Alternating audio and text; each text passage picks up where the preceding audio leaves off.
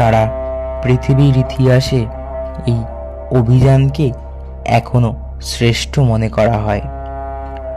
1990 সালে কুয়েতে হামলা চালায় সাদ্দাম হোসেনের ইরাক। পরিস্থিতি বেসামাল দেখে কুয়েত ছেড়ে সৌদি আরবে পালিয়ে যান রাজ পরিবারের সদস্যরা। গোটা কুয়েত তখন জ্বলছে। শহরের বিভিন্ন প্রান্তে দাপিয়ে বেড়াচ্ছে সাদ্দাম হোসেনের বাহিনী। এই পরিস্থিতিতে ঘোর বিপদে পড়ে যায় কুয়েতে থাকা ভারতীয়রা। তাদের দেশে ফেরাতে উদ্যোগ নেয় ভারত সরকার।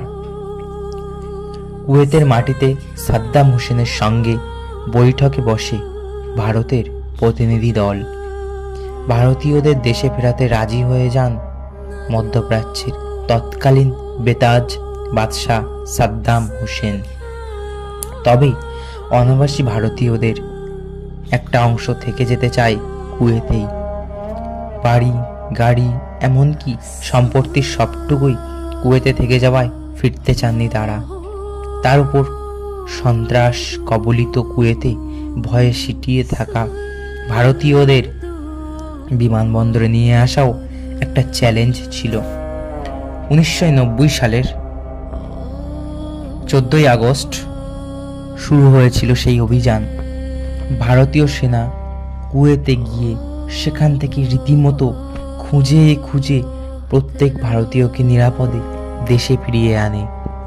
14 আগস্ট থেকে 11 অক্টোবর পর্যন্ত টানা 59 দিন ধরে এয়ার ইন্ডিয়া এর বিশেষ বিমান অভিযানটি চালায়। 488টি বিশেষ বিমানে 1,70,000 ভারতীয়দের দেশে ফিরিয়ে আনা হয়। একই সঙ্গে এত সংখ্যক যাত্রীদের উদ্ধার করে গিনেস বুক অফ ওয়ার্ল্ড রেকর্ডে নাম তোলে এয়ার ইন্ডিয়া। এই ছিল কুয়েতে ভারতীয়দের ফিরিয়ে আনার কাহিনী। আশা করি ভালো লেগেছে। ভালো লাগলে অবশ্যই ভিডিওটা লাইক করবেন এবং চ্যানেলটা সাবস্ক্রাইব করবেন এবং আপনার গুরুত্বপূর্ণ মতামত কমেন্ট বক্সে অবশ্যই জানিয়ে যাবেন। আজকের মতো বিদায়।